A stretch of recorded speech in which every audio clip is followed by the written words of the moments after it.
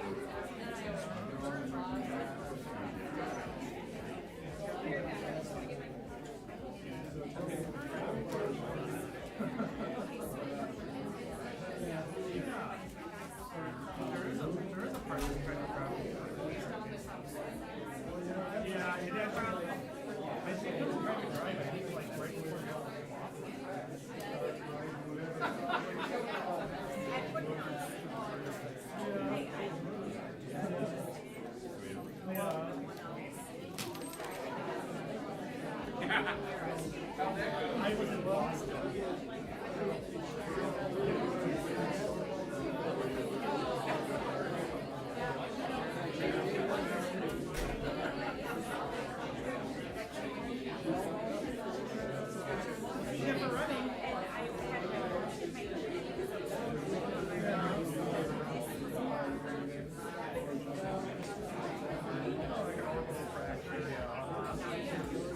Actually, that part of it was laughing, but it's private. I almost think before that.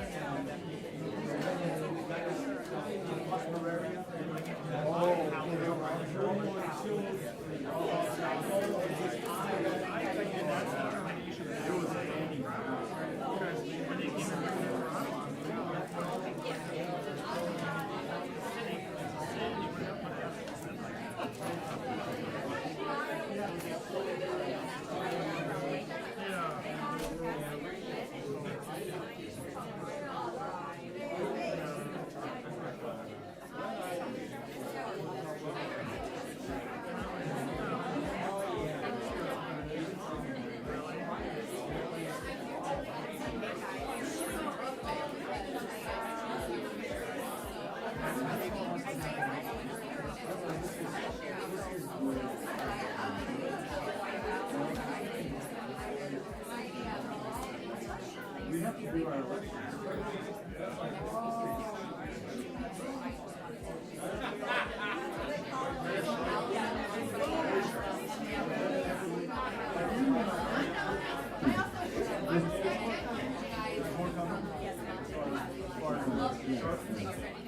All right, everyone, let's single up here. Everyone's at sailing stations. We're about to take in all lines and get underway. Little Navy lingo.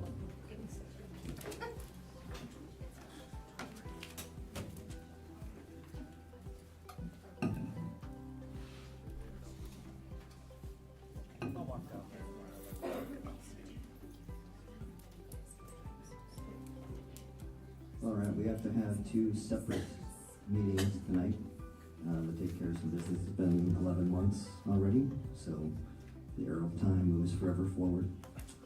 And we will start this meeting with the go ahead. Yes, thank you. We'll start this meeting with the pledge. I pledge allegiance to the flag of the United States of America and to the republic for which it stands, one nation, under God, indivisible, with liberty and justice for all.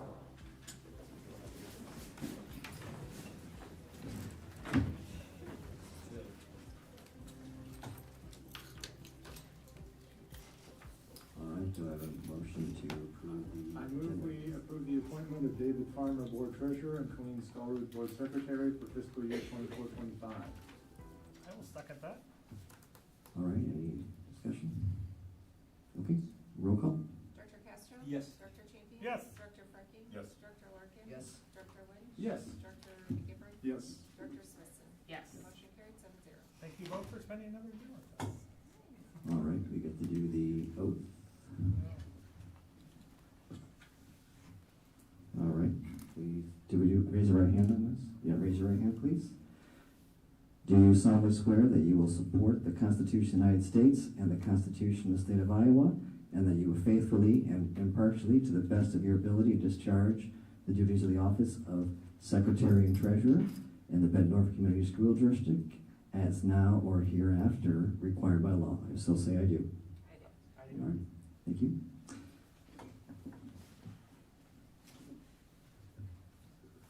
All right, thank you for staying on with us. You guys are a valuable asset, for sure. Moving on to 2.02, the election of the board president. I guess we'll take nominations. I would nominate Patrick Larkin. I'd second that. Okay, anyone else? All right, I think in that one we'll just do, there's just one, then we'll just do a roll call vote. All right. Director Champion. Yes. Director Frankie. Yes. Director Larkin. Yes? Director Lynch. Yes. Director McGivern. Yes. Director Smithson. Yes. Director Castro. Yes. Motion carried 7-0. Thank you for that vote of confidence. It is an honor to serve in this position. Now transition to the next one. What number is it? 2.03. 2.03. Do we have a nomination for Vice President? I'll nominate Paul Castro for Vice President. I'll second. I will nominate Richard Lynch. I'll second. All right, do we want to do secret ballot or voice ballot? Let's do a secret ballot.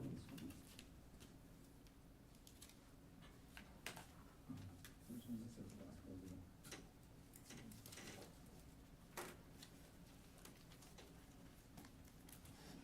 We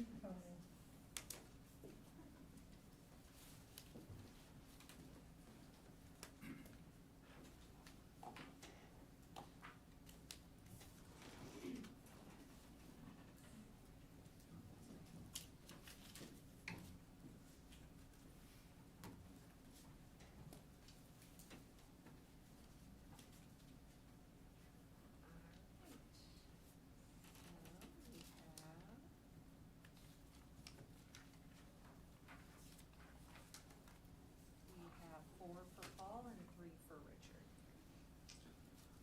Okay, very good. And motion to adjourn the first session. So moved. All right. Transitioning to part 2, do we have a motion to approve the agenda? I would like to make a motion, and give me just a second. I would like to move that we approve the agenda with 2 changes. First, moving 3.08 to the top of the communication list. And second, removing the 7 closed session entirely from the agenda. I will second that. Okay, roll call? Director Frankie. Yes. Director Larkin. Yes? Director Lynch. Yes. Director McGivern. Yes. Director Smithson. Yes. Director Castro. Yes. Director Champion. Yes. Motion carried 7-0. Okay. All right, let's invite up our swimmers. I'd like to invite Coach Aarons and his swim team up. We would like to celebrate and honor you all on your regional performance and then send you off the best of luck for state tomorrow. Mike, come on up. I'd like to thank the board for acknowledging us. I'm fortunate enough to work with these wonderful young ladies, and I have for 31 years now, so I'm really excited. And I think they're really more excited to carb load tonight, so we're going to get out of your hair. But really excited to watch these girls perform this weekend, and appreciate the school support and the community, and we'll do our best to represent Bettendorf well at state. Thank you. Hold on. Yeah, Mike, would you stand in between, yeah, there we go, because we can't see the end datas. Oh, there, oh, nice. Coach. Why am I not surprised?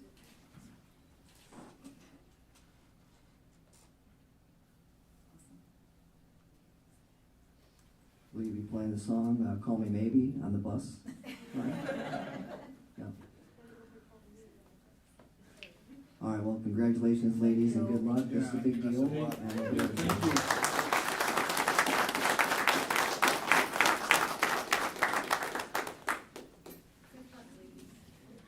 Good luck to the parents too, as you're sitting in those stands Friday and Saturday.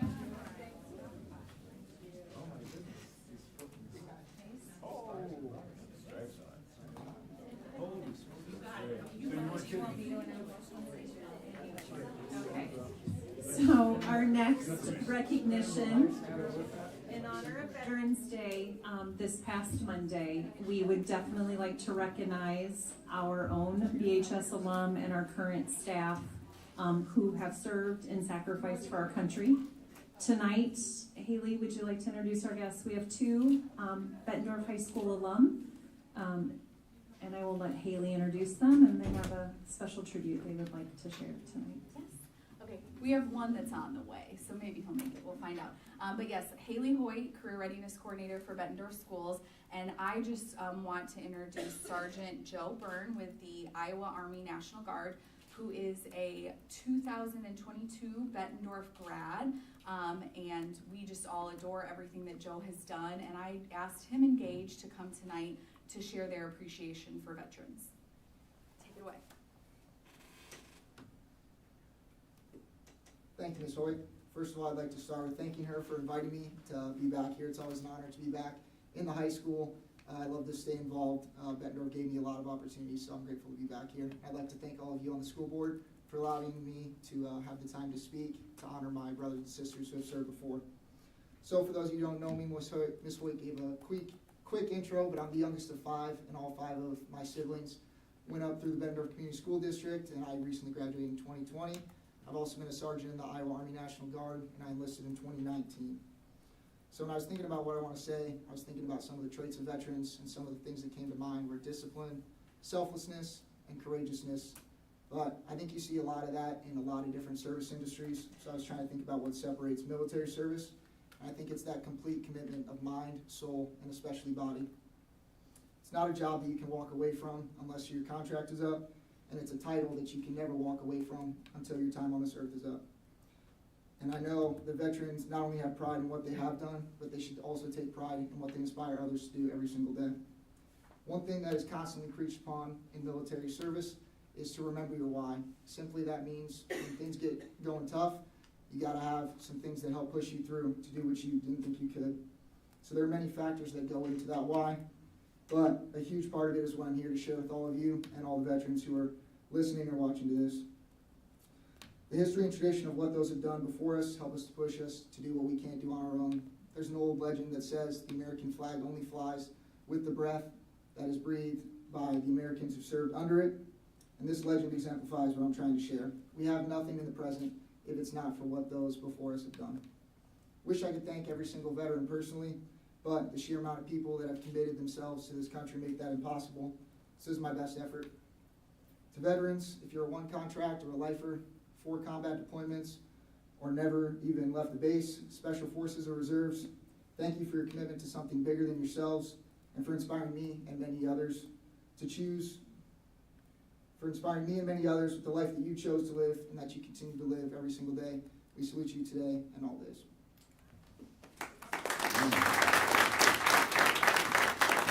Sergeant, would you please come up? Yeah, Joe, you're not getting away with questions. We like questions here. My bad.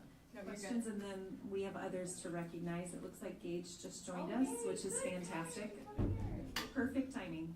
You can ask him questions. I'll let Gage breathe for a second. Well, it's very satisfying that our district produced a young man like yourself, and that is willing to serve, and there's service to sacrifice. Thank you. Yeah, I don't have a question. I just want to say thank you to you and all the men and women out there. As you said, full commitment in providing yourselves for the service of this country. You to be lifted up and applauded, not just today, but every day, and we really appreciate it. And I just wanted to send my thanks and appreciation to you. Thank you, Joey. You've always been a leader. I've known you for a long time. Known your family. You come from a great family. So you speaking here like you just did doesn't surprise me whatsoever. thank you for your service and keep being you. Thanks, Coach. Joe, I have a question. Do you plan to make the military a career? Undecided, got some things coming up in the next year or so, and that'll decide what the rest of the career looks like. There's some stuff that I've been involved with. There's a competition with one of Coach Frecking's good friends, James Roller. The Guard has an opportunity to go around and compete in endurance events, so if I can get on one of those teams, might extend my career a little longer. And then also heavily involved in Army National Guard Honor Guard, and that at funerals we go and play taps and fold flags for veterans. So if I can get on one of those positions full time, then probably a career. Would that extend your commitment then, if you get on the honor guard, or no? I mean, like, by how many years would that extend your commitment? You can sign anywhere from 1 to 6 year contracts at a time. Thank you. Thank you, guys. Don't go too far, please. All right, now I have Gage, and Gage just graduated in May, and he has already completed basic and your job training, correct? All right, so come introduce yourself. Hi, my name is Gage Rath, just graduated from Bettendorf, as you heard last year, and so getting out and starting a career was one of the things I was worried about most. I was not school-oriented, and my mom had brought up, she's like, how about Army National Guard? And I'm like, that's a wonderful idea. So sat down, had a meeting with my parents, and we said maybe that'd be the right way to go to find a career path I would enjoy in life. And I had family before me that was in the military, and I said, okay, let's give this a shot. And so I was more than ecstatic to sit down with a recruiter and hear all the possibilities of what I could further myself in. And so being able to put this uniform on wasn't just something else to wear. I mean, it meant so much more than myself, and it was in such a larger picture. I was so happy to be part of such a larger organization to better myself and hopefully serve others. So. Any boot camp stories you want to share with us? Oh man. Too many come to mind, probably Too too many, long, right? but Yeah. it's an experience I'll never forget. I heard the saying right before I shipped, they said, it's the most fun you never want to have again. And that's, it's so true, down to the core. I mean, there's certain things that you just never experience. We bring people from all across the country to one place, and it's lost in the woods. And so you're in the dirt every day, it's sweaty, it's hot, you want to go home, you're tired, but you're so thankful the day before graduation because of all this knowledge that you gained, all the experience, the relationships and the bonds that you created over the past 10 weeks. It's something that you'll never get to do again in your life.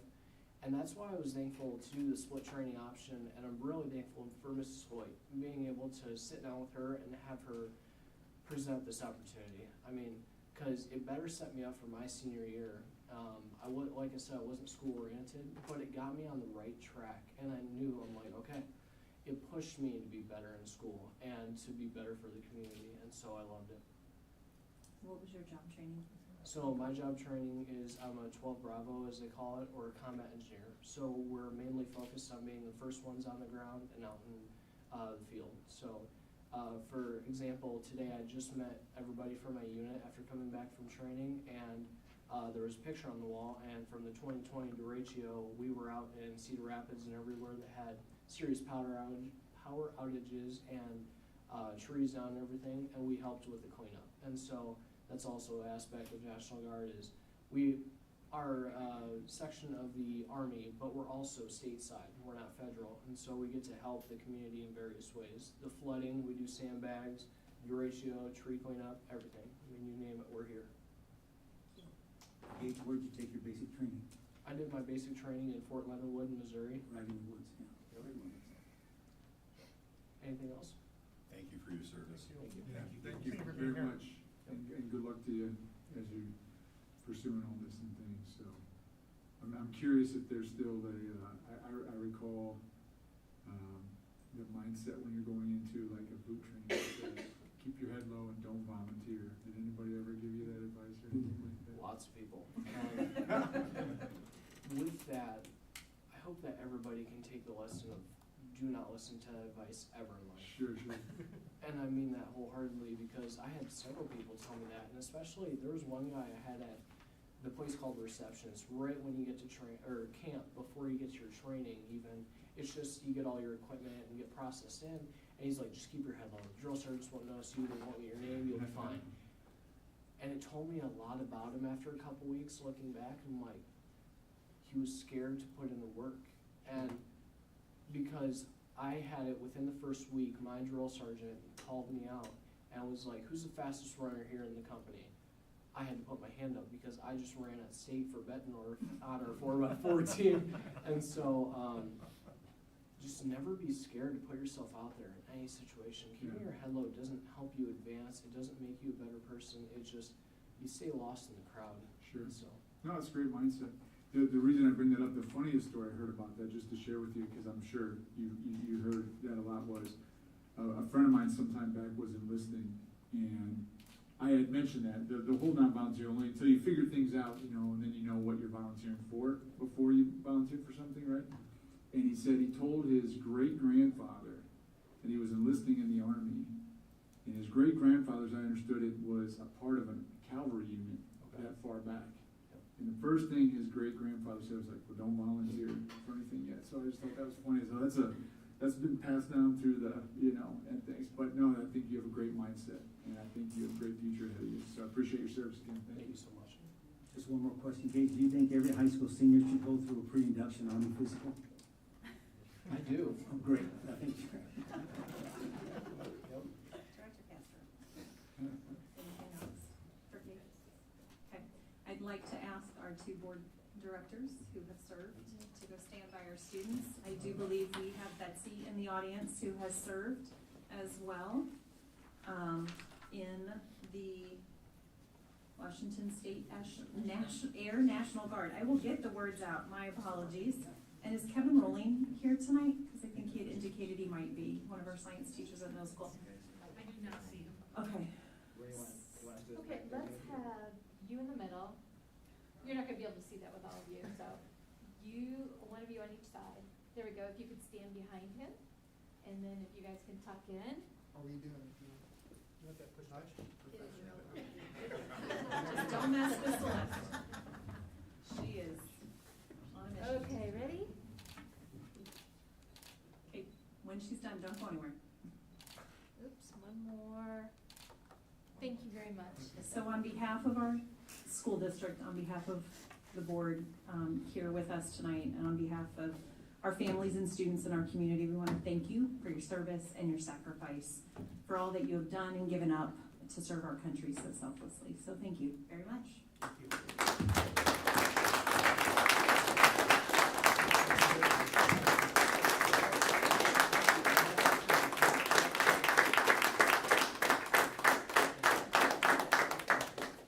Betsy, thank you for coming this evening.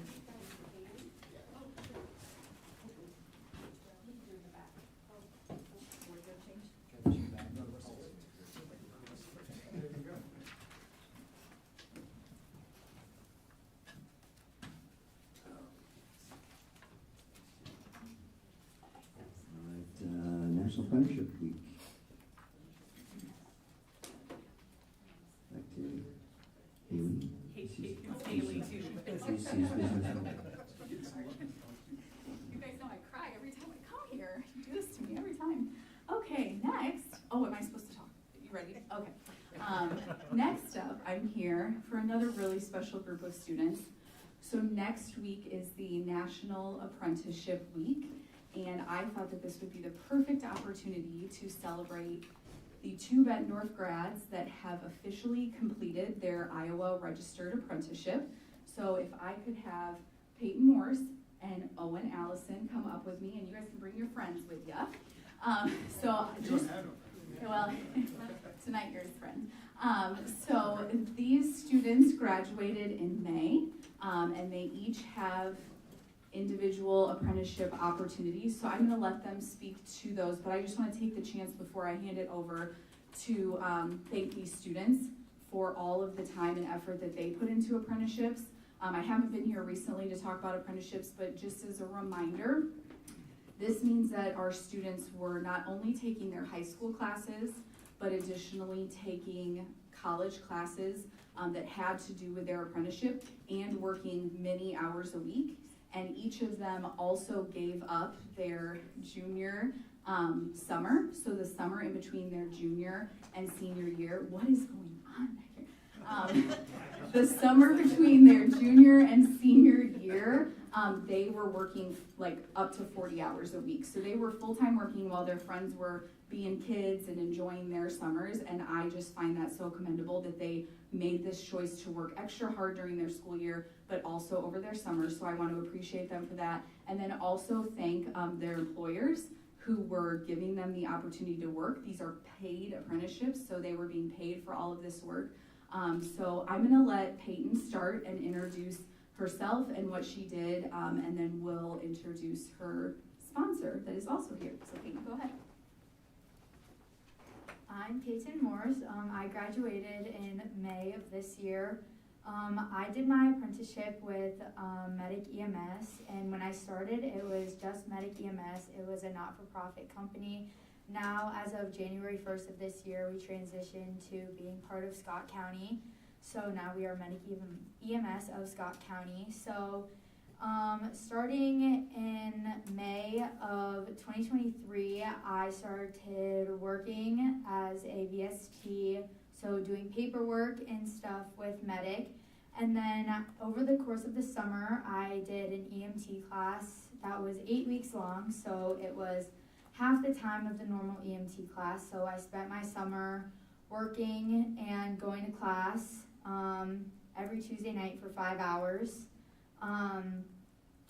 Getting my skills. I passed 3 tests to get my license, and then at the beginning of August I got my license, and throughout my whole entire senior year up to now I have been working as an EMT for Medic, and I honestly could not love it more. I have met some of my best friends at Medic, and I love what I do. It's a very fulfilling job, but at the same time it's a very mentally taxing job at sometimes. I did have to work overnight shifts during the school year. I went to work and then came to school in uniform and got weird looks, but that's all part of the job. Yeah, it was hard, but at the end of the day, it was definitely worth it. So yeah. Do you want to introduce your sponsor? This is Mike Ehlers. He's a paramedic at Medic EMS. He's a critical care paramedic, so he's one step above a regular paramedic. But yeah, he's the one that came tonight. Do you have anything you want to say? I will say it's pretty amazing to see some of the kids, or Peyton especially, to come out and do it. Our job is, as she said, very mentally taxing as well as emotionally. We see a lot of people having issues, whether it's medical issues, psychological issues. We see a lot of it, and it's not just easy for somebody to come in, with pretty much no life experience other than the school, like 18, 19-year-olds, and then come into our job. It's very challenging. Luckily, she's met the challenge and she hasn't quit yet, so that's a good thing. So hopefully there'll be more students in the future that'll want to come out and be part of the Medic EMS of Scott County. Before you ask questions, if I can just say, so they've completed, I know the people online, they've completed their registered apprenticeship, and the reason that they're standing here in front of you in the gear from each of their employers is because they have been now employed as I don't know about full-time, they'll speak to if it's full-time or not, but employed as full employees with each of their employers, which I just think really speaks to these students. So, do you want to ask Peyton questions, or would you like to hear from Owen? No, I just want to comment, and Peyton, I didn't start my job till I was 30. I can't imagine being 19 and going on some of these calls, and you and I both know the calls we're talking about, so I commend you for being able to deal with that at your age. So it says a lot about your maturity, I'm gonna be honest. Thank you. And Peyton, you're a full-time student too, right? Yeah, Right, I'm attending college at Augustana right now as a full-time student, and I still work out. I work about two 12-hour shifts a week, so yeah. All right, Owen. Oh. Haley, I want to say thank you to Mike and the county on behalf of David here.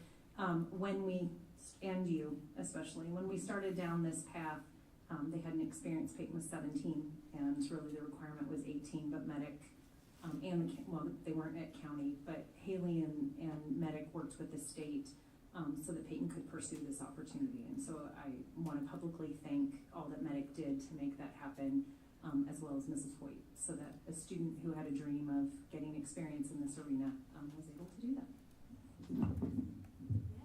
All right, I'm gonna let Owen, you wanna tell him what you've been up to? Yeah. Good evening, I'm Owen Allison. I graduated in May of this year.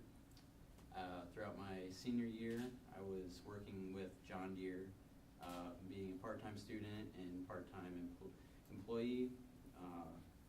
This was our 2,000-hour apprenticeship. It's been about a year and a half of sacrifice, of giving up weekends, giving up time hanging out with friends, so I'm trying to make a future career for myself here. It's been a great opportunity. It's definitely an investment into students and kids like me. I hope there's more to come after me, so that's all I really got to say. I didn't prepare nothing. Do you wanna tell him about how you transitioned from John Deere to Ortel? Yeah, so I worked about 900 hours at John Deere with their team, and then they're kind of going through a little bit of a job crisis, so I'm thankful for John Deere and giving me the opportunity to look at different employers. So that's how I came to Ortel Metalworks, local 91 union. I've been working there, finished my hours there. That's about it. That's good. Yeah. All right, do you wanna introduce who you have with you? I have James Hotchkiss from John Deere and Brian from Ortel Metalworks. These are my bosses. Go ahead. Not his bosses, I'm your coworker. So, I'm very fortunate. I've been one of the original people spearheading this apprenticeship program into the Quad Cities. I got to be from day one, so growing it into and getting hooked in with Bettendorf, getting Owen. We were very fortunate to get him. What was your weld test? Were you our only number one?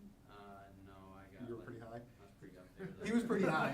So we do our own weld test. Every company kind of does their own weld test. For a high school student to be just graduating and be better than most of the people we're picking up out in the right off the street, you know, we hold these young people to tighter tolerances than we do most other people, and they are excelling. So it's a great way for us, Deere and Company, to keep growing students in our community. You know, it's not always about one company, so when we knew we couldn't pick these students up, we were fortunate to reach out to other companies and team up and say, hey, got a great young man, are you interested in him? And then that is where I'll hand it off, where Brian Ortel Works picked Owen up. Thank you for letting us have one of your students, and we keep bringing them in. Thanks, James. Like James said, we've been the fortunate recipient of a lot of the unfortunate situation. John Deere, they train 10 or 12 students. We were able to pick up, right now I've got over 10 students that are either juniors in high school, or seniors now, they just completed their junior summer, or have graduated and going through completing the high school apprenticeship 2,000-hour program. So it's great to see him and others. So Saturday I popped in the office, or in the shop, and he was running a Mazak machining center. He wants to be a welder, but we had to put him on the machining center for a while, so that was pretty cool. And today he was out welding on flux core parts that go into the rail car customer we deal with. So it's really cool to see what he and the other 10 younger students work, because I want to thank all of you, because with the hiring of the workforce in today's society, it's not so easy. So it's great to get young generation that are motivated and energetic. So thank you for the program you do, and keep leading. It's a good situation. It's really fun and neat to see how these guys move up through their career. So thank you all. Thank you. You guys have any questions for Owen? Yeah.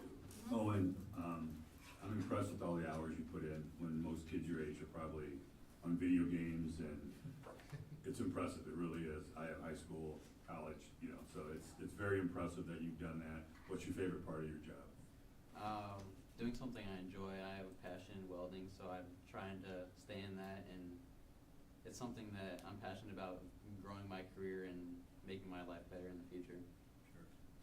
I should have mentioned, he did pass the AWS certification. That's the only way he could weld in the parts he was welding. So that's the American Welding Society certificate. It's a huge deal that he has that. It's incredible. We had like 7 of 7 passed the last time around, and it was 6 of them were part of the apprenticeship, thanks to James. And we never have a 100% pass rate, so great. And you guys should also know, it's not just, I mean, they have great skills coming to us, but your well teachers, your vocational teachers, they tee them up well for us. We're not doing anything more than just fine tuning it a little bit, so. Well, on behalf, as superintendent, I'm very appreciative of your willingness to partner with Mrs. Hoyt and our students to give them these opportunities. Owen, your passion is inspiring, that you found what you want to do and you're pursuing that. And as Director Frecking said, you gave up, you sacrificed, just like you did, Peyton, some of that social piece to being a high school student for following what you're passionate about. And so you exemplify what we want in our Bettendorf students, but really without you, Mike, or you all at Ortel or John Deere, we couldn't make these opportunities happen for our students.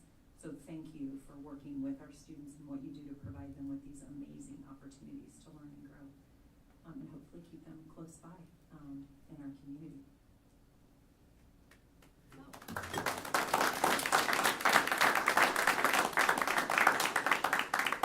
All right, any questions for me about the apprenticeship program? Just a comment, this board's gonna be getting into more about our competitive edge, and this is one place I think we really compete well, Yes. is our apprenticeship program, and I wanna contrast that more in some of our strategy messaging, so thank you for that. I look forward to that, and I will be back in December to chat with you all about upcoming courses and plans for next year, and so we can definitely get into that. Just real quickly, Sure. how are the numbers going? Does it, I mean, you know, you see Sure. testimonies like this Mhm. from people. I mean, does it seem like this is inspiring, growing? I Yes. apologize because I'm not as familiar, but this No, is excellent. you're This okay. is really great Yeah, to see all we'll this. get you into the Career Center and you can hear even more, and I'll bore you with all the facts. That's But awesome. That's great. specifically for our welding program, we started the first year with 1 welder. Okay. Last year we had the 2 welders, which Owen would have been in that cohort, and then this year we're to 4. So Great. we've doubled our numbers for welding each year. Peyton is the first and only cohort of EMT. For some reasoning, not us, not Scott County Medic, really the education that's required for that, we're really trying to work that into our student schedules. As Peyton mentioned, the only way that those 4 students that did the EMT apprenticeship were able to do it was by taking a hybrid college class in the summer. So when she says that most students take that class, let's say, I'm just gonna make a note, let's say in 8 weeks, they had to do it in 4 weeks. And what she means is they had to work twice as quickly. And that was not something that we felt like we could sustain with our students. Her cohort was a very specialized group that could do that. So we're trying to really work with EICC to see how can we do it so that we continue the partnership and get more medics, EMT apprentices to them. We have Peyton who has completed, and of the 4, we still have 1 that is working towards her completion. The other 2 had magnificent other opportunities that kind of fell in their laps, and so they went different directions, and they're really good things, so it's okay. Any other questions for me? All right, thank you all. Thank you. Thank you, Mrs. Hoyt. Okay, we'll transition to 3.03, the All-State Ensembles. I'll take this one. So the BHS 2014 All-State Ensembles recognitions for the band. The following students were accepted into the 2024 All-State Band. Up there on the big screen. And in addition, the highest audition clarinet spot moves to the orchestra wind section, and honors awarded to Emma Pearson, clarinet. And there were additional students accepted into the 24 All-State Ensembles. These ensemble placements represent higher than the top 1% of students, musicians in the state of Iowa. We are very proud of the BHS students and will strive to continue to prepare ourselves to compete at the highest levels of individual achievement. Congratulations to our All-State Ensembles. Yeah, special Yeah. All right. shout out to.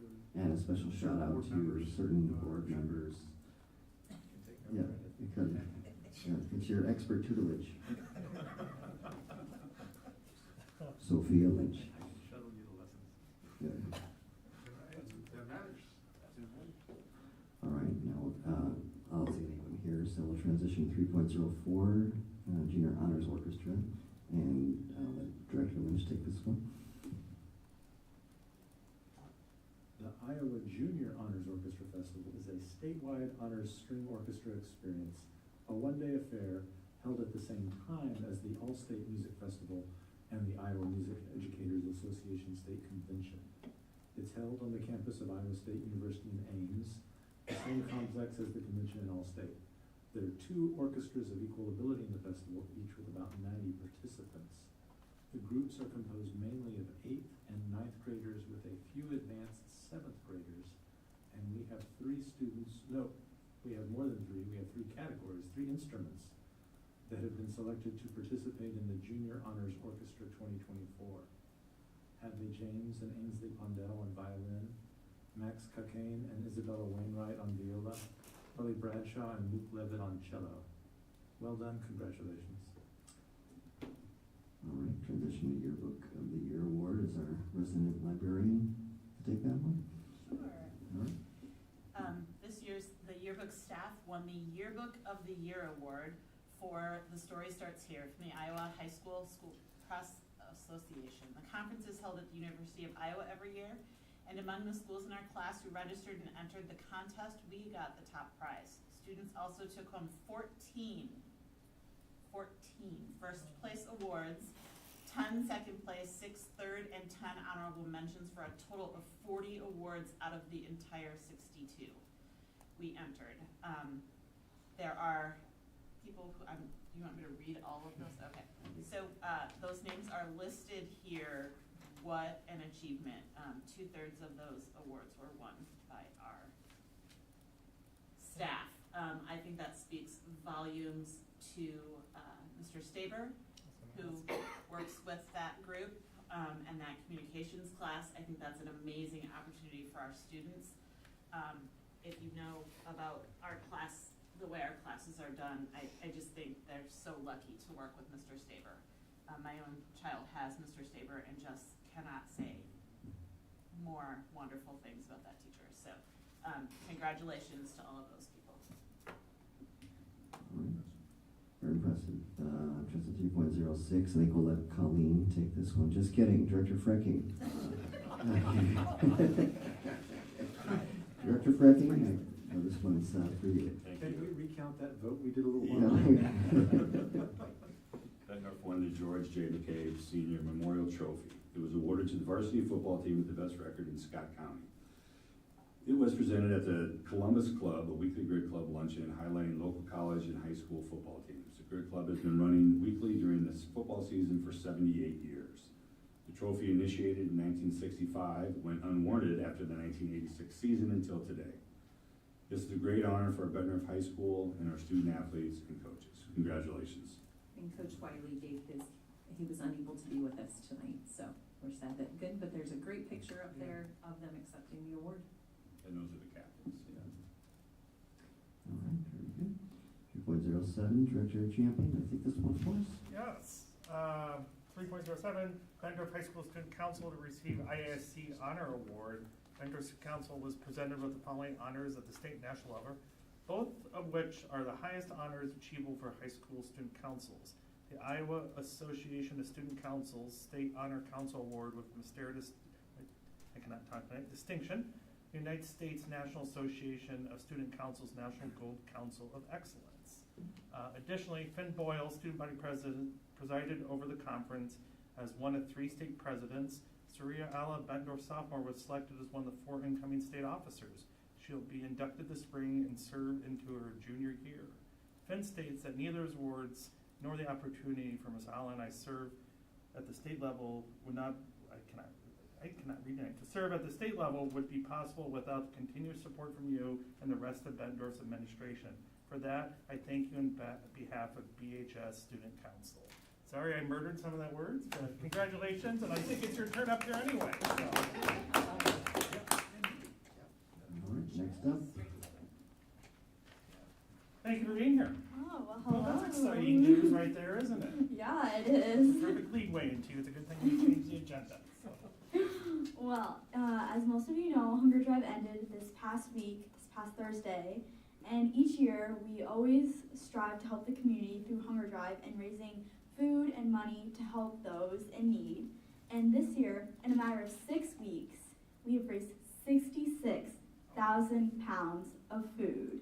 That's the most we've ever made. And if you don't get that, it's about 46 pounds of food per student in the Bettendorf district.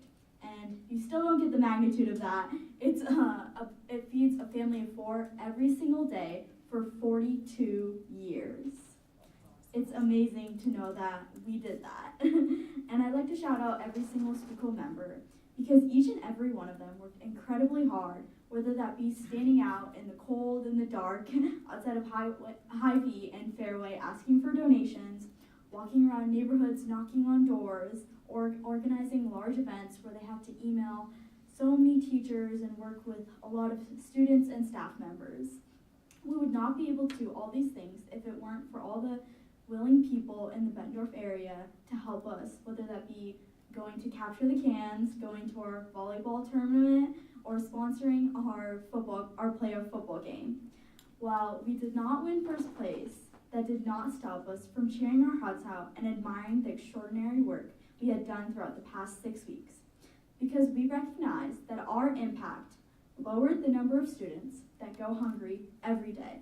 Needless to say, I cannot wait for next year's student hunger drive, and I know we will do even better and continue to grow as we do every year. Do you know what the total monetary contributions were? Ooh, I believe it was, they did not give us the exact, I know it was, I think it was around, over 20,000 for sure. I was gonna say, Wow. you know, obviously congratulations, that's incredible work that you guys have done, and to everybody that was a part of that. I did witness coming into a football game where they were asking for donations. Did you donate? Well, so the best part of it was when somebody goes, I don't have any money and things, they say, well, we have a QR code. Yeah. And so I'm like, that's the kind of energy you need to make sure you raise. I think I may have a few times over it too. That's right, and that's, you don't get to where you guys got unless you have that kind of energy involvement to everybody. Yeah, no, and that was especially Mrs. Mahoney who came up with the idea that the hunger drive, they had this online donation, and she was like, all these people are like, oh, I don't have any cash on me, and she's like, we're just gonna force it on them. QR code. Yeah. That was perfect, that was a great idea. All right, thank you very much. Thank you. Thank you. See you next month. All right, now we'll transition to that portion of the meeting. Those members of the audience wishing to address this body, please check in with the board secretary. Keep your comments civil and keep it to 3 minutes. Anyone in the audience, please come forward at this time. All right, having seen no one, transition to shared communications. We go, start with Director Smithson.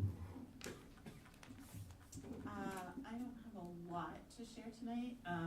I want to thank all of the boosters, both the athletic boosters and the fine arts boosters for all the work that they do. I've been working with some of those groups, and just the amount of work that goes into supporting our students both on the field and on the stage is a lot of work that gets put out there, and I want to thank our parents for being involved. I think that's it. All right, Director Parking.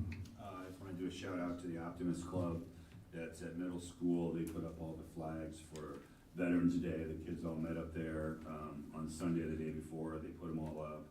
They're very energetic. They do a great job. They take a lot of pride in it, and then they also tear them all down again. So I just want to say thank you to them.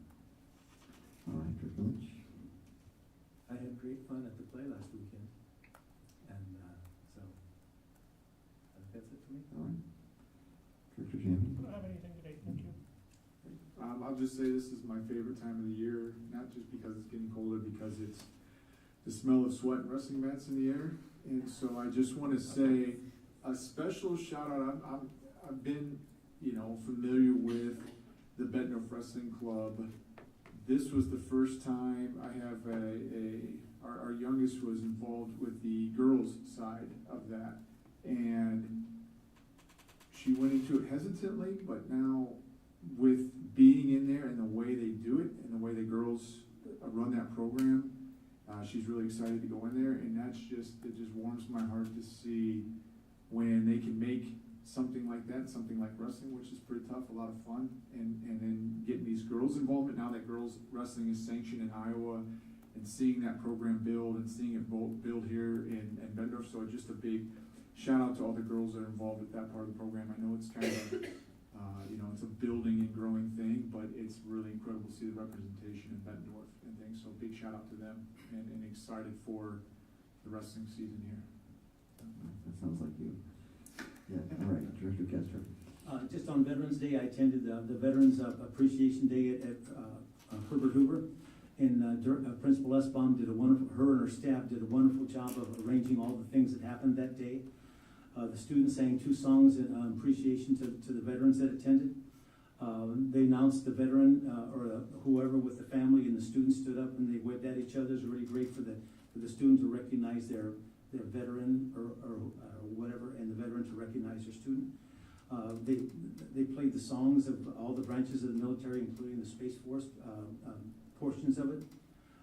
They even had pictures taken with whoever came with the student. The picture was offered to be available to be taken with them. The book fair was going on. It was just a great feeling in that feeling tone in that building. See the parents interacting with the students and the students interacting with the parents or the guardians or whomever. And it was just a great day. And again, super congrats to Principal Esbaum and her staff, because it was just a wonderful get together. All right, fabulous. There's able to participate in some veterans ceremonies as well. The richness of this community and those events is just incredible. And per capita, the highest military recruitment comes out of the Midwest. And I think it goes to our richness of our communities to deliver these fine individuals that are willing to go and serve our country. On Saturday, I'll be attending the breakfast at the high school. My non-binding recommendation to my fellow board members is to join me. I'll be there about 8:30. If you care to have a cup of coffee, anyone else watching, board president will be there having breakfast pancakes at 8:30 on Saturday. And where are we having that? Is it in the Commons? Commons. Is that the March of Dimes? That's March of Dimes. Thank you for fundraiser. letting me know about that. Yeah. March of Dimes is dear to my heart. Okay, and I encourage you to at least ask 3 friends. Let's raise some money here. And if you can't make it, just send us a couple text messages, and let's try and raise a little cash for this program. So, okay, we'll pause there and transition to BEA report. Here we go. We're gonna come together. It's a short night. All right, let's We do don't it. have a lot to share. Combining both. Love it. Yes. I just want to say how amazing our district is. I'm like hearing all the things, and then my daughter and son at the high school, the apprenticeship program, wrestling, just all the programs that we have at Bettendorf. We're so fortunate to have incredible teachers and staff that support and nurture the learning of kids from all different backgrounds. So I just want to acknowledge just how amazing our staff is and how well kids are doing. And I'm here, like, Madeline's in wrestling, we have FBLA does the March of Dimes breakfast, so that's on Saturday. So just all those things. So we don't have a lot to share. We had our meeting last Wednesday, our monthly meeting. We'll have our next meeting at the beginning of December, so I won't be here until, we all won't be here until the middle of December, right? Like the next one? We have our IBPS. We're here every night. Oh, yeah. I can't keep anything straight today. And we have our training on Monday, meeting on Monday. And I walked away from our last board meeting feeling really good, and I'm hoping that you guys are also feeling that way. Again, I feel that we're all energized coming to the table. There's a lot of good communication that is happening. And I think it's just really nice that we're all there together. So I just want to reassure everybody that I'm truly, my team, our teams, we all think this is a really great thing. So I just wanted to bring that up again. And then that's all we had for BEA. I had to type mine out because I just don't have the memory power. So we're short and sweet as well. We've made several changes to our scheduled meetings moving forward. We're going to start holding our member meetings bi-monthly on Tuesday evenings for the rest of the school year. Due to multiple scheduling conflicts, like holidays and Mondays are just not a great night, that make Monday evenings difficult. On the off month, our executive team is going to meet, and we also function as our negotiations team so that we can better serve our members. We're going to try and meet on those off Mondays. And our next member meeting will be Tuesday, December 17th at the high school. More information is going out to our members next week regarding the changes. Our monthly roundtable meetings have been replaced with our monthly interest-based problem-solving team meetings, and those meetings have gone really well. I want to echo what Emily said. We are extremely happy with how things are going. It's just such a great vibe in the room when we're all together. And like Emily said, our next meeting for that is Monday the 18th. Now for the best part of our report, the shout-outs. It's my favorite. Jill Breslin from Grant Wood would like to recognize paraeducator Taylor Cathcart. Taylor is new to Grant Wood this year and has come out of the gate making a great impression and huge impact on our school community. She's truly student-centered, and the care she provides our students is so sweet and genuine. She goes the extra distance, ensuring that students have what they need and that there aren't any barriers in the way of each and every student finding success. I also appreciate Taylor's flexibility and willingness to jump in and help in different roles. Whenever we are short in an area, she's happy to pitch in and help out. She's a great team player and a wonderful addition to Grant Wood. She would also like to recognize paraeducator Glenda Haveman. Glenda is a complete rock star as a preschool para. The love and care that she has for our 3- and 4-year-old students is truly inspiring. She's one of the most patient and kind people I've ever had the pleasure of working with.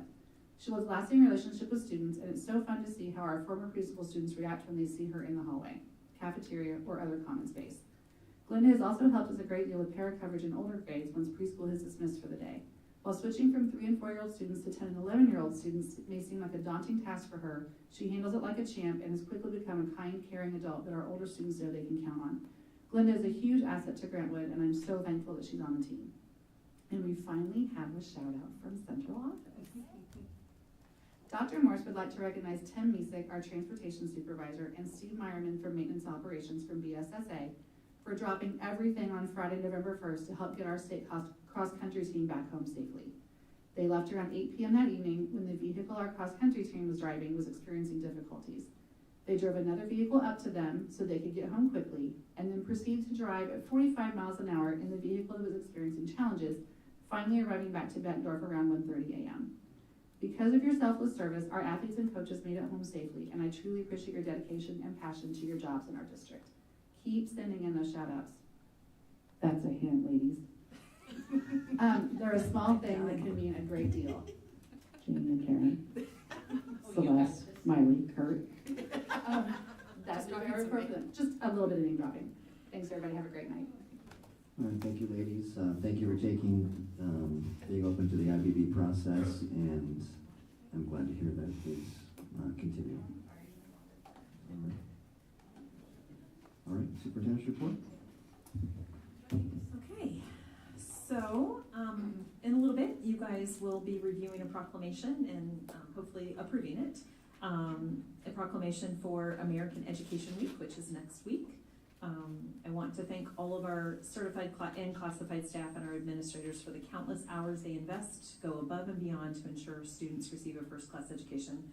I think Emily said it best when she was just up at the podium. We have a lot of great things going on in our district and a lot of options and opportunities for students, but none of which would be possible without our amazing team in the classrooms and all of the support staff. We do have a great staff, and without them, we couldn't provide our students with half of what we provide them.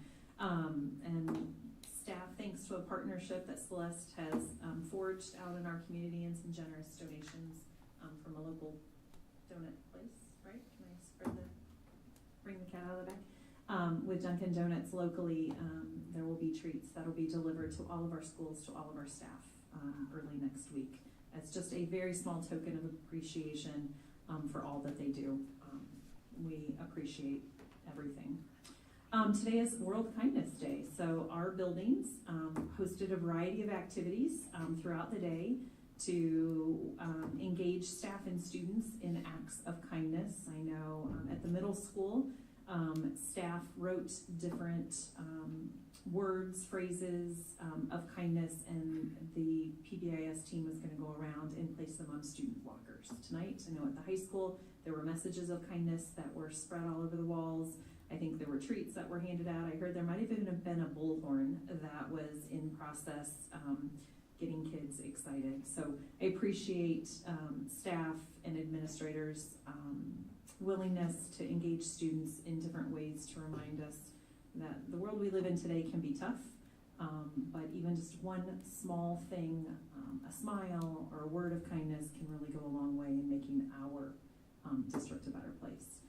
Rotary Blanket Drive, it's that time of the year for the Bettendorf Rotary. That event started a few years ago called Acre of Warmth. I had the distinct privilege of helping to collect blankets for this drive at the kickoff last Friday at KWQC. Thank you to our generous community for donating over 500 blankets just in one day last week, and monetary donations as well. If you have any gently used or new blankets that you'd be willing to donate, please feel free to drop them off at any of our buildings. And we have a box here at the admin center as well, so that we can help support a very important cause. We had one individual who quilts blankets for local baby blankets for local organizations, and she dropped off 6 handmade quilts on Friday, and I got to listen to the story and her passion about it, and she was amazing. Since our last board meeting, we had our high school students who attended RILA, the Rotary Youth Leadership Awards Summit, present to the Bettendorf Rotary on October 30th. They were invited. Bettendorf Rotary sponsors every year students. We alternate between Pleasant Valley and Bettendorf, and then the Quad City Rotary on opposite years sponsors the other school. And so our high school students attended our Bettendorf Rotary meeting on the 30th, the opportunity to have lunch with them and then listen to them present on their experiences. I had so many Rotarians come up to me afterwards and just comment on how articulate and how inspirational our students were. So you would have been proud of them. And on November 6th, Haley Hoyt, who was here tonight up several times, our career readiness coordinator, and her counterpart in Pleasant Valley were guest speakers at our Bettendorf Rotary meeting. They shared with members all about the work being done in both districts to prepare students once they leave us after high school, and how critical that local business partnership and collaboration is, and how much of a critical role they play. You saw a small example of it in our apprenticeship programs. But as we shared with them, even something as simple as giving an hour of your day to come in and do mock interviews with students, or help with resume prep, to hosting students to do job shadows or internships. And I know Haley and I were approached by numerous Rotarians afterwards, sharing their business cards of, here, we'd love to help, let us know what you need and we'll figure out a way to partner. So that was a really great opportunity. And as always, you know how articulate Haley is. She represented our district exceptionally. On November 7th, we held our 2nd annual Family Math Night at Mark Twain. Thank you to Marty Beck, our MTSS facilitator and BHS math teacher, for all of the time and planning she did to coordinate this event. We had a great turnout. She also invited and included Bettendorf Middle School students to volunteer that night to assist with the games and the activities in each of the rooms, so that when parents and their students came in, they could be, you know, if someone needed someone to play a game with, or they just needed help or answer questions, our students did a great job. Gigi from ST Math, those of you that have had elementary students go through our district, you know who Gigi is, made some very special guest appearances last week at all of our elementary schools and was there that night and was quite a hit. Rumor has it could have been our career readiness coordinator that donned the Gigi costume. But Gigi was fabulous. She just couldn't jump, so we won't hold that against her. Huge shout out. I know Director Lynch mentioned the play, to Katie Howard, our director, Jacob Laufenberg and Joe Shoemaker, 2 other staff members, and our students for an outstanding production of The Odd Couple this past weekend. I had the privilege of attending with my mom. Everyone did an amazing job. It was a great production. Thank you to our elementary orchestra and band teachers for their outstanding concerts this past Monday and Tuesday. We'll round out the week tomorrow night with middle school band. Their passion and love for their work is so evident as you see them on stage with our students. I mean, these are our youngest learners. So in our district at 4th grade, you can start taking orchestra. The stage was packed. They were literally shoulder to shoulder on stage. It was so fun to listen. And our orchestra teacher, Ms. Burrows, did a wonderful job of guiding parents through the performance around how the students have continued to learn the skills and learn how to play their string instruments. And then in 5th grade, they can start if they have an interest in band. So our newest musicians really did sound amazing. Our United Way Student Voices event will be hosted tomorrow at BMS. So we will have United Way and community volunteers spending time with our 6th and 7th graders. This is an initiative by United Way that brings together across the Quad Cities nearly 1,000 middle schoolers over 3 days for small group guided conversations, really seeking input from those students on how we can drive change, what are their insights on issues ranging from attendance to academic performance to social emotional well-being. I believe it was KWQC that had a piece on the morning news this morning, and they interviewed some students from Glenview Middle School over on the Illinois side, and it really resonated with what students were sharing of what they would like to see in school and what means the most to them. And one thing that stood out to me was the teachers who they say build relationships with them, because to them that means they care and they want to do their best for their teachers. So we have teachers that do that every day, and we are grateful and lucky to have that. And then on Monday, we're looking forward to hosting the Iowa Department of Education, our Bureau Chief of Federal and State Programs, and the Iowa Teacher of the Year, Ann Minks. She is an EL teacher from the Des Moines Public Schools that was selected as the 2024 Iowa Teacher of the Year. They will be visiting our program with our Executive Director of Student Services, Karen Allison, and our EL team. So Michelle Tavares, Ann Brott, and our newest member, Jennifer Longi. We'll start the morning off with some conversation around best practices and identify things that are going really well and identify areas that we would like to continue to see the state support and help us grow in. And then they're going to tour classrooms and see our EL teachers in action, working with students for whom English is not their first language. So we feel very honored that the Iowa Department of Education sought us out as a model district for programming around students who are English learners. So that's it. Sounds like a lot of things happened. Yeah, just a few. All right. Do we have a motion to approve the consent agenda? I make a motion to approve the consent agenda. Second that. Roll call? Director Larkin? Yes. Director Lynch? Yes. Director McGivern? Yes. Director Smithson? Yes. Director Castro? Yes. Director Champion? Yes. Director Furky? Yes. Motion carried 7-0. 5.01. We have a motion. I move we approve the American Education Week proclamation. Second? Do I need to read it? Yes. Whereas public schools are the backbone of our democracy, providing young people with the tools they need to maintain our nation's precious values of freedom, civility, and equality. And whereas by equipping young Americans with both practical skills and broader intellectual abilities, schools give them hope for and access to a productive future. And whereas education employees, be they teachers, guest teachers, custodians, bus drivers, librarians, or support staff, work tirelessly to serve our children and communities with care and professionalism. And whereas schools are community linchpins pinning together adults and children, educators and volunteers, business leaders and elected officials in a common enterprise. Now therefore be it resolved that November 18th to 22nd, 2024 is hereby proclaimed as American Education Week within the Bettendorf Community School District. Any discussion? No. Why I missed that. Can you read it? No. Well, you're second, so you can read it second. That's done. Okay, roll call please. Director Lynch? Yes. Director McGivern? Yes. Director Smithson? Yes. Director Castro? Yes. Director Champion? Yes. Director Furky? Yes. Director Larkin? Yes. Motion carried 7-0. All right, update on Crime Stoppers. It's me. It's you. Mr. Skillett, so this is a vision that our associate principal, Kevin Skillett at the high school had, along with our SRO and one of our newer security guards, John Leach. John came to us, he's a retired police officer from the Moline Police Department, but he is also the CEO for Crime Stoppers of the Quad Cities. So you will probably see him on TV, because I think he does a spot about Crime Stoppers weekly. And so our school resource officer, Jeremy Salisbury, took the lead and recruited 2 social studies teachers, Jamie Shands and John Jacobs, as our advisors for this club. And the first meeting was held on October 29th. And to date, 17 students are in the club, with 5 student board leaders that were elected from these 17.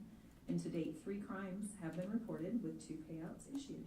So this club is part of an ongoing commitment from the district to the safety of students, staff, and our guests and our volunteers that come in. So really exciting. They came to us earlier this year to talk about the idea and how students and staff wanted to see something.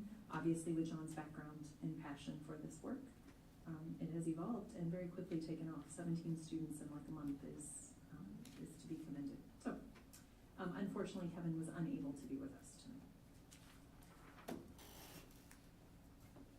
All right. Do we have a motion to approve our newspaper?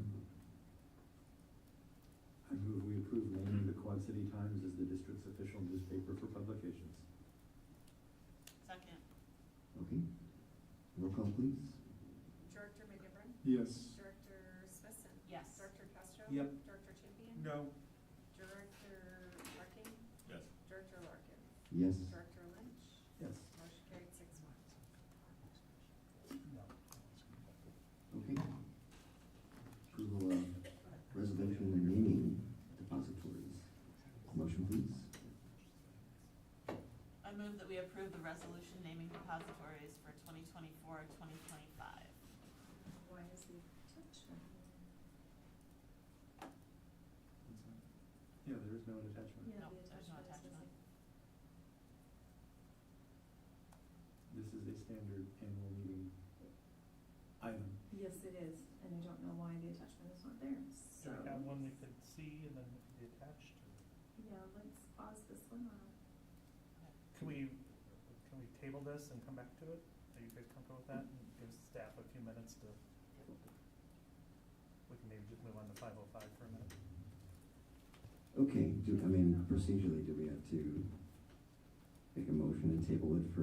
I move we Yeah. table Yeah. 5.04 until the completion of the other 5 items. Thank you, Richard. All right. And Call the question on the table. call the previous question, please. Roll call. Director, let's see, Smithson? Yes. Director Castro? Yes. Director Champion? Yes. Director Freckey? Yes. Director Larkin? Yes. Director Lynch? Yes. Director McGivern? Yes. Motion carried 7-0. All right. Do we have a motion for legal counsel? Let's try this one. I approve, I motion that we approve the appointment of legal counsel to the district for the school year 24-25. Lane and Waterman, General Counsel, Ehlers, Cooney, et al., Special Projects. I will second that. Can I ask this real quick out of curiosity? 'Cause I saw this up here. Is that typically, is there any kind of competitive bid out there, or do we just go with them, or is that how that, is that because they've always been the council? I'm just honestly asking for sake of understanding. Great question, Director McGivern. When I first arrived in the district, I think after the first year I was here, I was asked by the board to go out for an RFP around legal counsel to see what other options were out there. We had, I don't remember at the time, probably a half a dozen law firms submit or meet the requirements of the RFP and put in for it. We went through an extensive interview process. We looked at cost, we looked at what services they had, we asked questions. I reached out to districts using them to see what services, what their experience was with them, and at the end of the day, I wasn't certain that staying with the law firm that we had was, where we would land. But at the end of the day, after interviewing, after looking at experience, seeing what work they had done, talking with other districts, Lane and Waterman emerged as the one we recommended to the board. We also do some work with Ehlers and Cooney around certain types of matters at different times, and so we will utilize both there. So when it comes to some of our construction work in that arena, we have tended to do a little bit more work with Ehlers and Cooney. So it's been just be our 3rd year, and typically we have those contracts for about 3 years. So it is the desire of the board for us to look. The piece about Lane and Waterman is that they have the local context.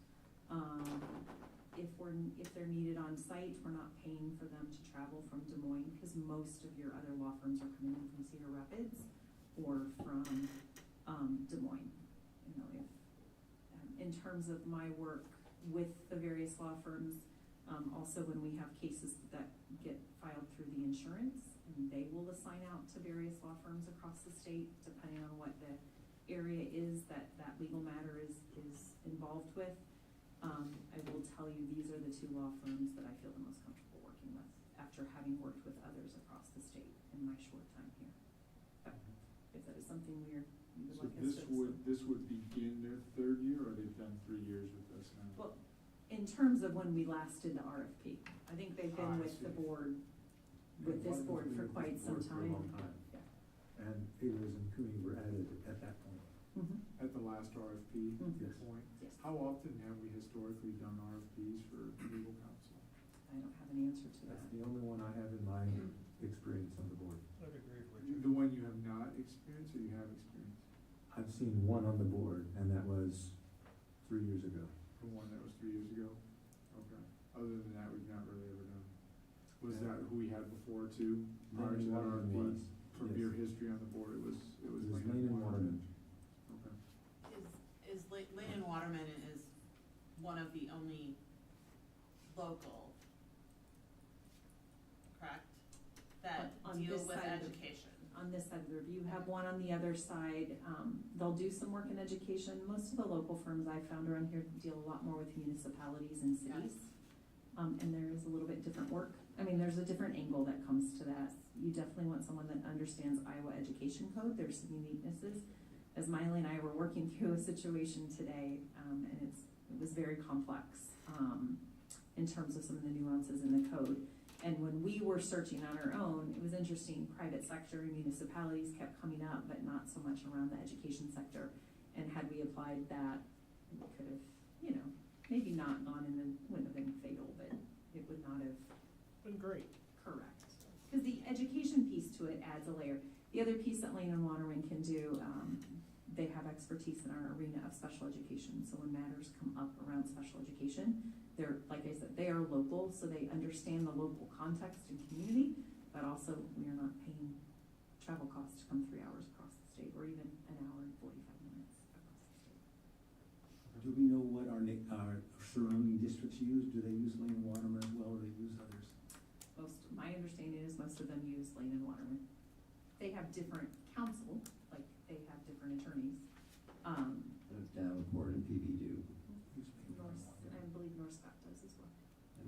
And we're one Pacific account, there's just not many people that do that kind of work in our center of gravity. Yeah, I imagine there's a uniqueness aspect to the education piece of it, and then obviously you don't want those travel costs if there's, the only option is from Des Moines or even. And then the challenge with across the river, obviously, is you wanna have familiarity with Iowa code specifically. And the two education systems are starkly different. Yes. Oh, I imagine. But we do. I will lean on Allers and Cooney probably more than any previous superintendent has. I really discern what is the issue at hand, what expertise do we need, and context too. Sometimes out of area context is more helpful. So Allers and Cooney has a fantastic reputation. I know we were fortunate enough to have Miley invited yesterday to a legal conference by Allers and Cooney, and they are known for putting on phenomenal professional learning opportunities. So. Other questions or concerns? Okay, roll call please. Director Castro? Yes. Director Champion? Yes. Director Furkin? Yes. Director Larkin? Yes. Director Lynch? Yes. Director McGivern? Yes. Director Smithson? Yes. Motion carried 7-0. All right. I move we approve the SBRC request of $136,673.29 in allowable growth for LEP limited English proficiency allowable costs, I will second that. if they would allow it. Is that for last year, or is that for current year, Dr. Morris? So we are asking to, this would be for expenditures through last year. What we spent over what we were provided in this arena to serve our students for whom English is not their first language. Sorry, it took me a minute to make sure I was saying that correctly, but yes, it would be for the last fiscal year. And as I shared in board agenda review, but I'll share with all the board members, there are a couple arenas with the SBRC, and Kirk, you wanna take it, you can, where you can be cut. Special education is one, we usually bring forward and ask, because we always exceed what our funding is. But this year we won't. We won't, but we'll prepare you now. That was a small blip in the radar. We do not anticipate we'll have a surplus next year, but that's okay. That means, we're making sure we serve our students with disabilities appropriately. The English learner LEP, allowable cost in special education year 2, where the SBRC knows that the majority of districts across the state of Iowa are going to spend over what they are funded for, since these are what we call categorical funds. And so they allow you, with board approval such as this, to then submit to the state your approval, and we don't have to go before the SBRC. If we were to overspend what we've been authorized in general in our budget, that would be a different story. They would call us forward to the SBRC, and my understanding is you don't ever want to appear by request to the SBRC. So, and just because we're rounding out the first year, some of you think we had done this part prior to you being sworn in, and so just helping give you context around the process. Other questions?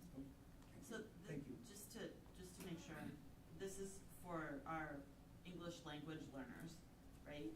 Correct. Okay, and that this is the money that we've already spent. Correct. Okay.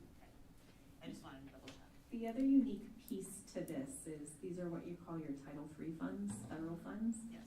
So right now, as it sits, although we're seeing how this will all pan out with all the changes in the AEA, your Title III funds have always bypassed districts in the state of Iowa. Can't say always. Anyway, for the immediate past, have always go straight through your pass-through dollars into the AEAs, and then they are to support. But we still need staff who have licensure in this area under the Board of Educational Examiners to serve students. So what you're seeing is costs of staff. Is that similar to how Title I works a little bit, or not really? No, Title I, we receive our allocation from the federal Title I dollars directly to it comes through the state, and the way our budgeting works in Iowa, they're reimbursable, meaning they will tell you your allocation. There's a whole process we go through to say how we're gonna spend the money. And each year it gets a little more complex as we find out, and Jamie's favorite thing is don't hit the yes button, because then 10 more windows open up.